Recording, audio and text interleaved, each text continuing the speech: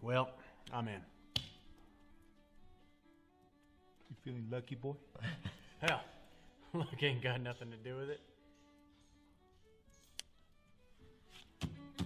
Son of a bitch! Whoa! It's your fifth goddamn winning hand! Don't need to go airing out the lungs. This here's a gentleman's game. We're all gentlemen, so let's keep it I gentleman. believe you're a cheat! I'll be damned. You know, a fellow wins a few times at cards, and all of a sudden he's a cheat. You're the one doing the dealing. My cards are above the hand.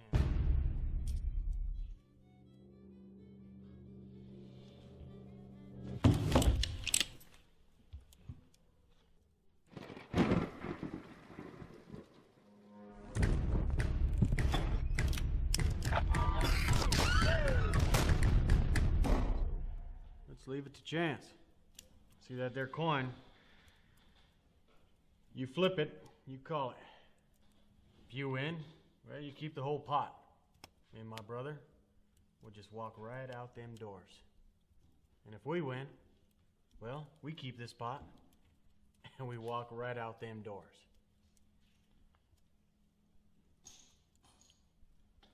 Why not? Hell, Frank, that's what I'm talking about. I like you. Heads. Tails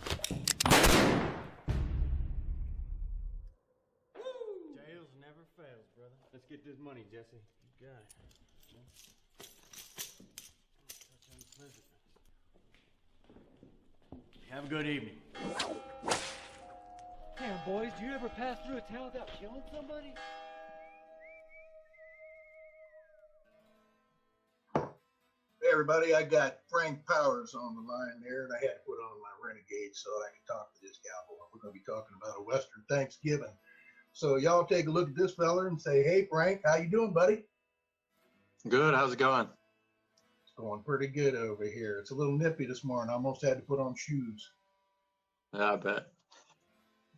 So we're talking with Frank, and he's got a movie that he's been working on called Brothers James Retribution. You've seen me make some posts about it, and now we're going to take and get some inside information about Brothers James Retribution. Now, I get the retribution part. Somebody pissed them off, and now they're going to come back, and they're going to even score. That's the Punisher, right? You know. But Yeah. where did Brothers James? How did this originate with you? So, Brothers James originated by, we had an idea that in the Old West, you could just travel from town to town and change your identity, basically. Like, there was no FBI or driver's license in the Old West, you know? So, like, there was a lot about that, but yeah, that would be even banks and stuff. I mean, they had their own holdings. There was nothing. Exactly. Yeah. So how it worked was we had this idea that two brothers, their father was killed during a gold mining stint, and they obviously they're pissed off and they want retribution. So they traveled to a local town to get some information about the guys that killed them, and the boys' names are Frank and Jessie O'Kelly. And yeah, and when they get to the town, they go to a bar, and a bartender asks them, "Hey, what's your boys' names?"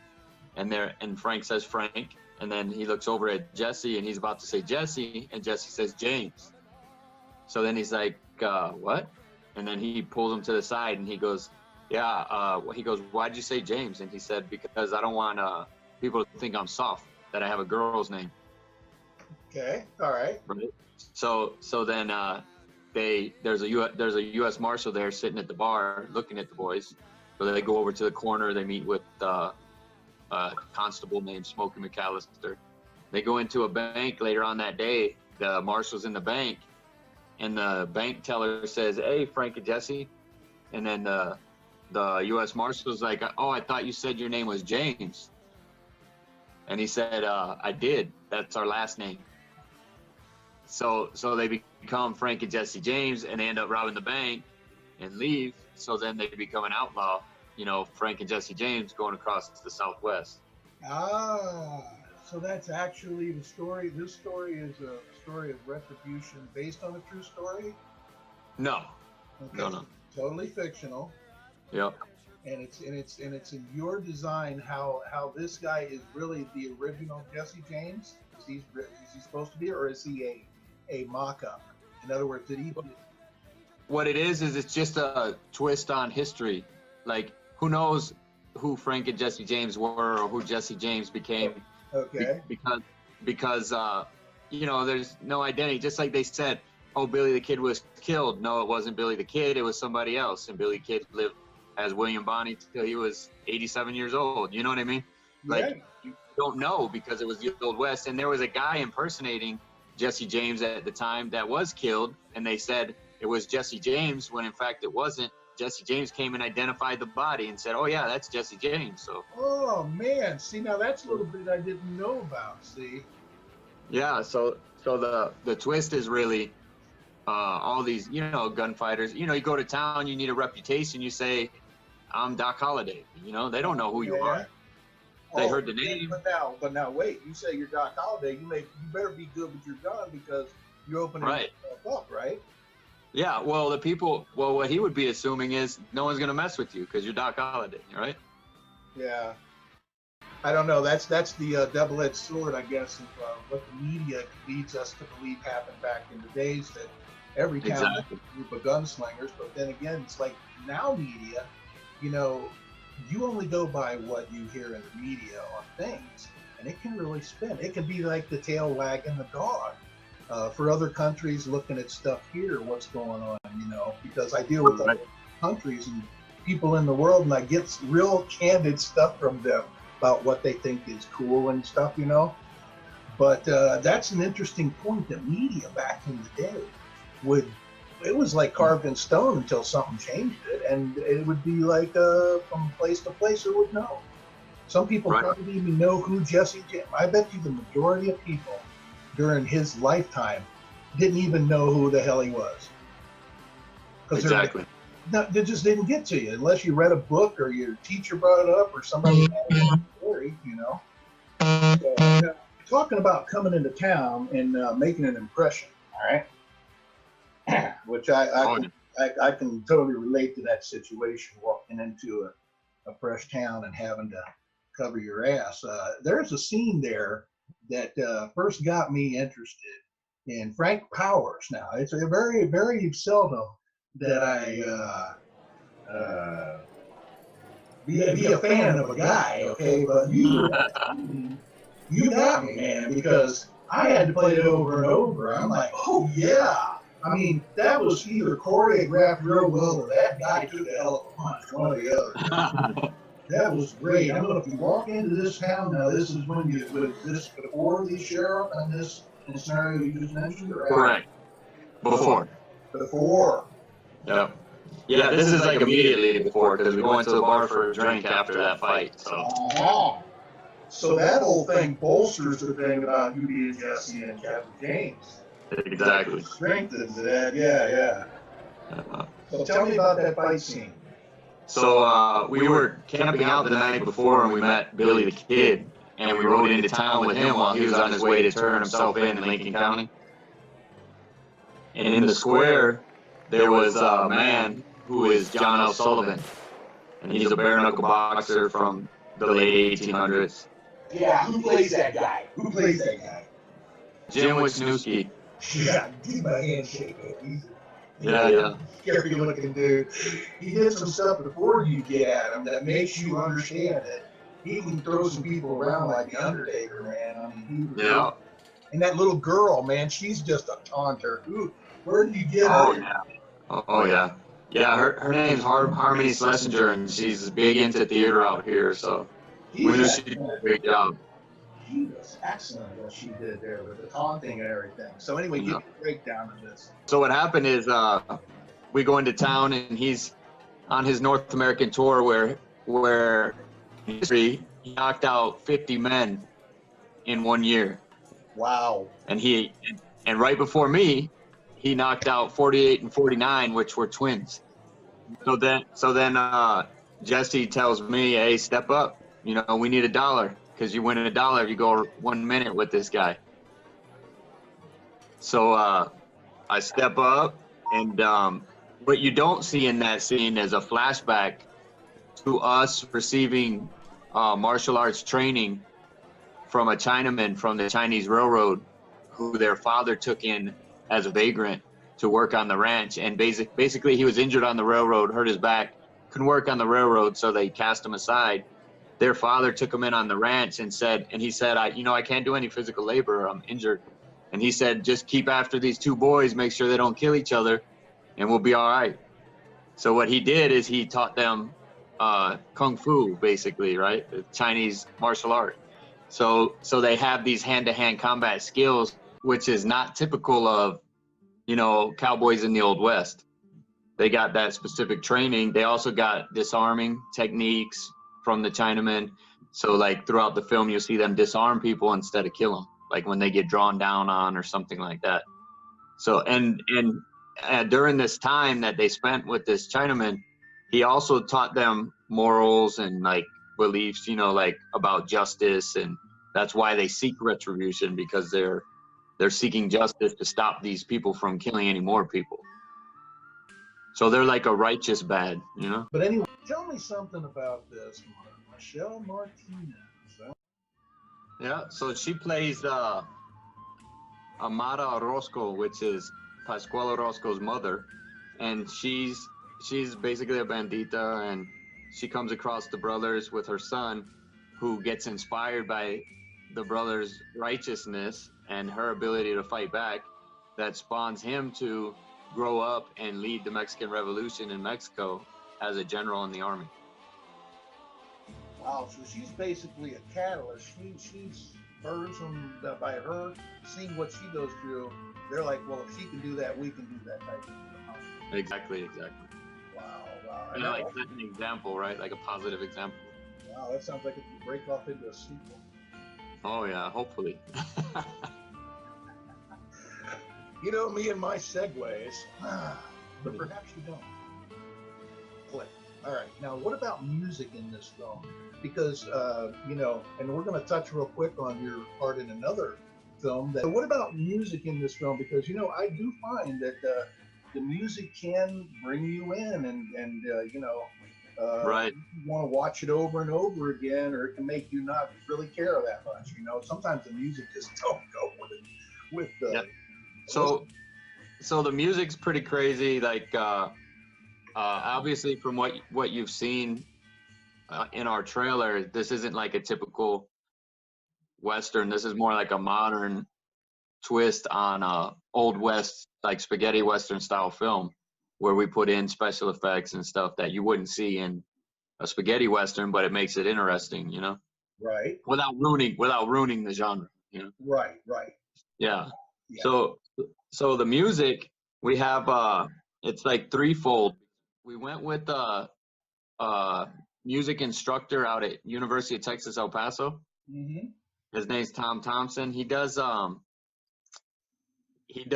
kind of classical music and stuff like that. So we told him we wanted 9 tracks of spaghetti Western style, similar to like 2 Mules for Sister Sarah. Okay. I was just thinking spaghetti Western Clint Eastwood, yeah. Yeah.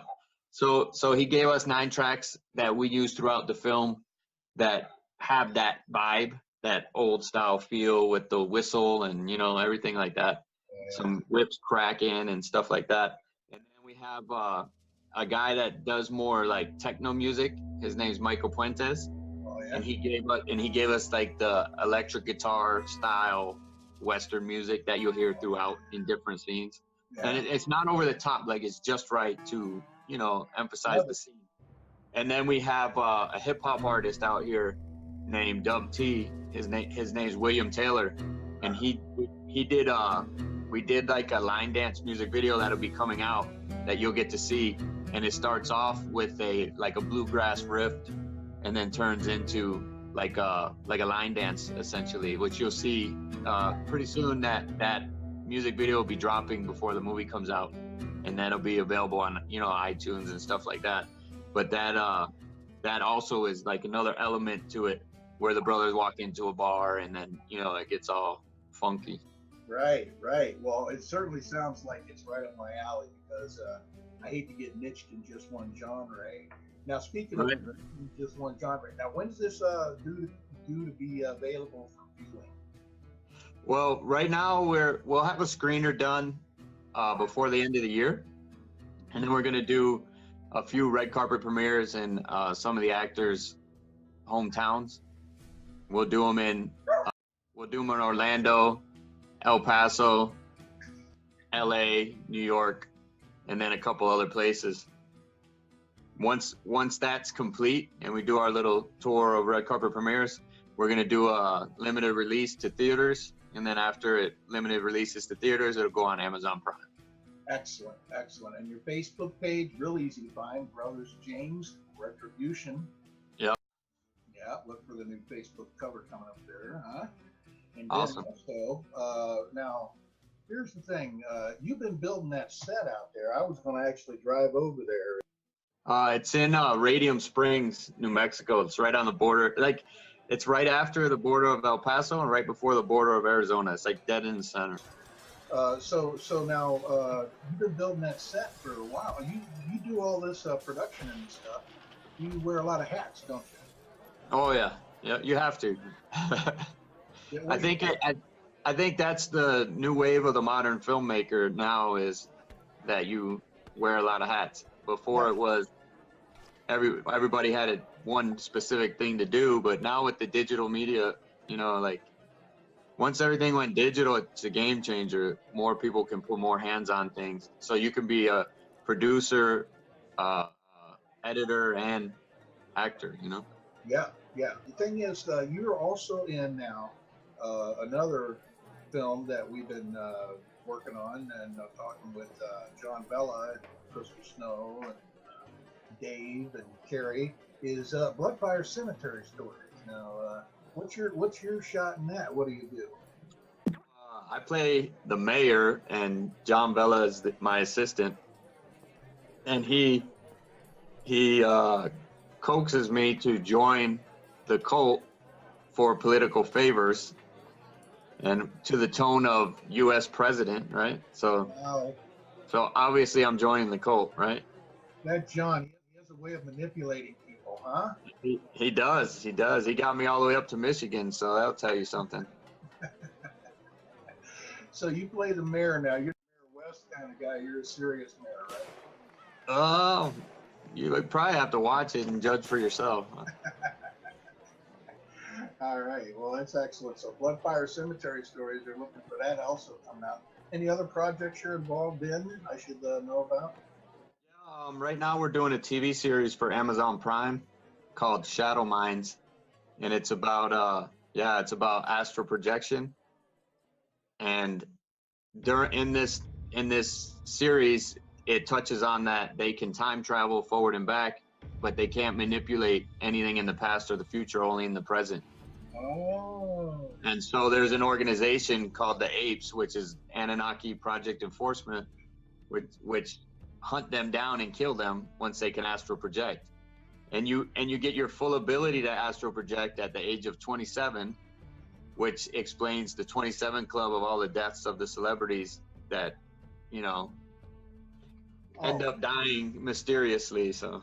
Oh my God! You got season 1 done? Is that what you got? We have the pilot done, and we're starting the season now. Like, that's where we're at right now with that. How many episodes do you think you'll have in season 1? We're gonna have 10 episodes. Mm-hmm. Well, I get on those things. I got Netflix, and I click on one, and it's a series, and I'll be damned if I don't have to watch the whole thing all the way through for the next few days. Oh yeah. It's a better way of watching TV too, because I can't stand commercials. Even though there's some good stuff in commercials, there's some pretty good commercials, but I get irritated with people telling me about what the side effects are of Prodaxin or something like that. You drive me crazy. But you're going to have that now on Amazon Prime. Amazon Prime, yeah.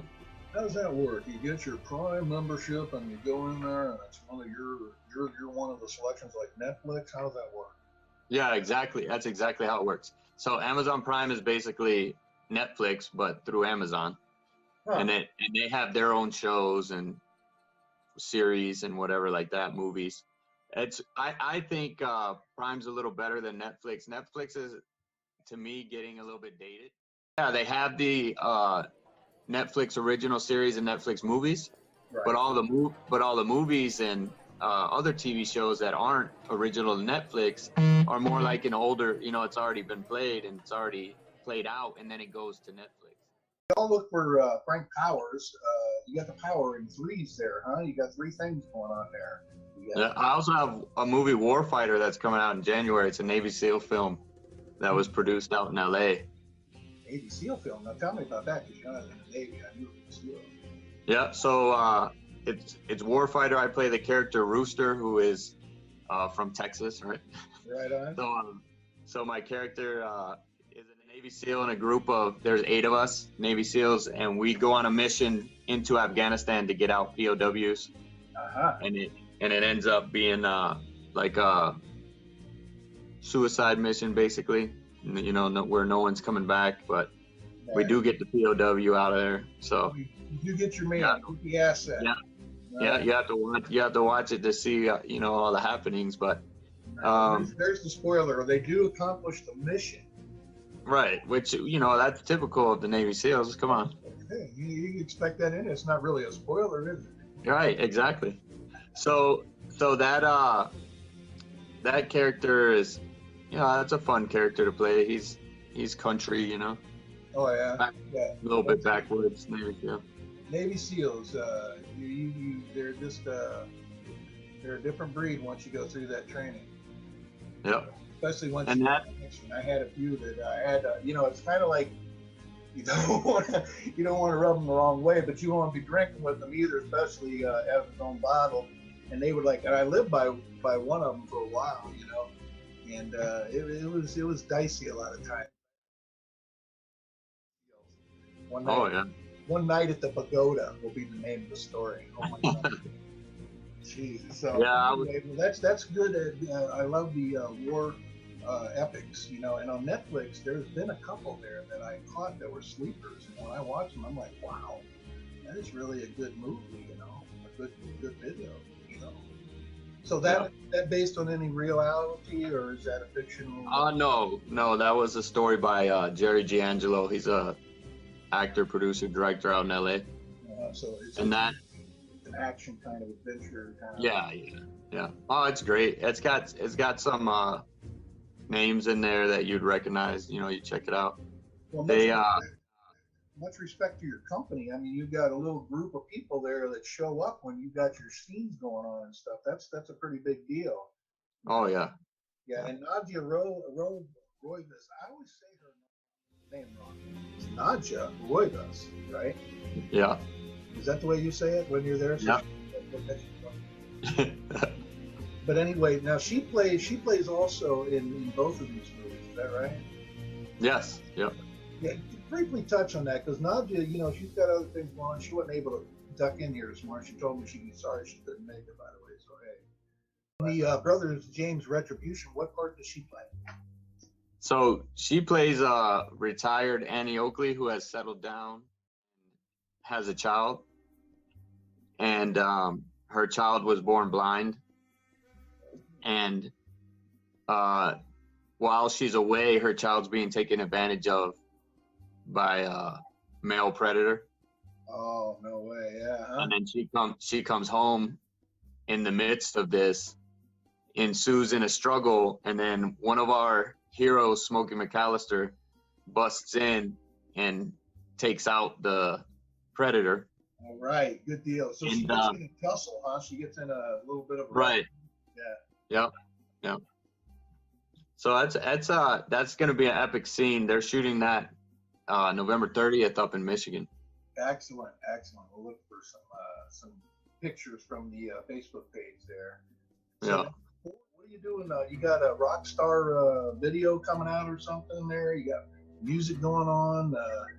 you involved in anything else that I should know about? Yeah, there's so much. Like, we probably need another hour to talk about it. Well, good. We'll have you back on the show, and we're gonna. You guys, this is Frank Powers, pretty awesome guy. Very few guys that I'm a fan of when it comes to doing their movies. You know, there's Clint, there's Brad Pitt, and then there's Frank Powers.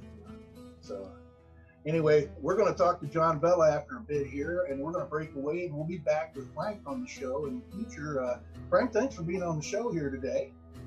Yeah, I appreciate it. It's a great time. All right, good deal. Well, y'all say hey to Frank there, and Frank, say goodbye to all the fans there. Anything you want to say? Just stay tuned because there's a lot coming up. A man, a few words, but when they come out, it means something. So there you go. So, all right, Frank, I'm gonna cut out of here. I'll talk to you later, buddy. Thanks a lot. All right, I appreciate it.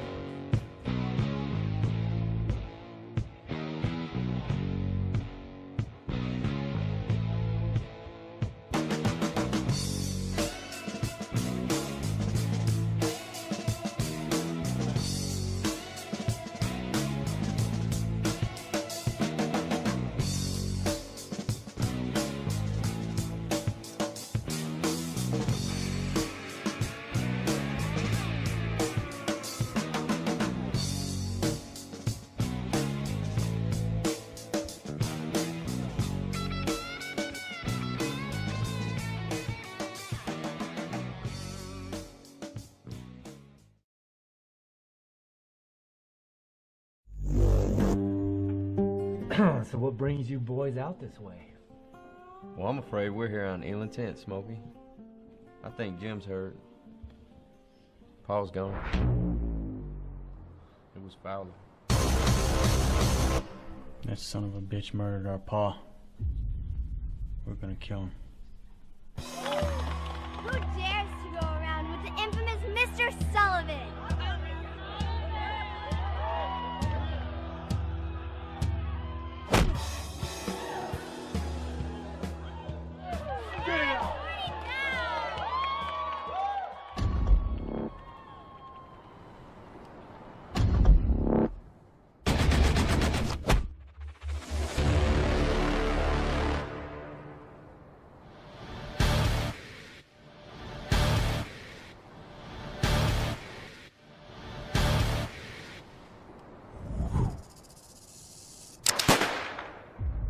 Damn, boys, do you ever pass through a town without killing somebody?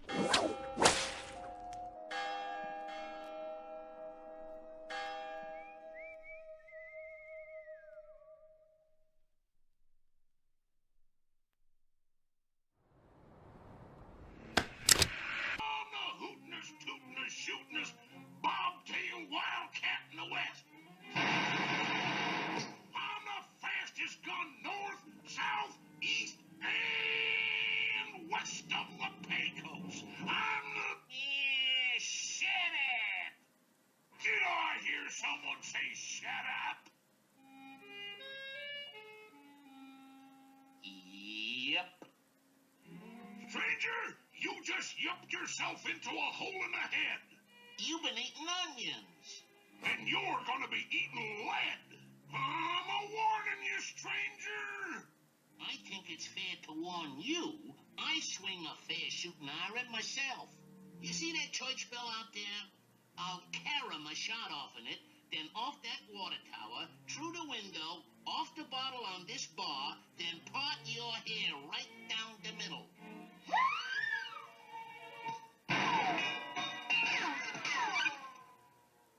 Ha! You missed. Wait. Rage Studios, Wainwright. Working hard, getting ready to jam it. Oh yeah.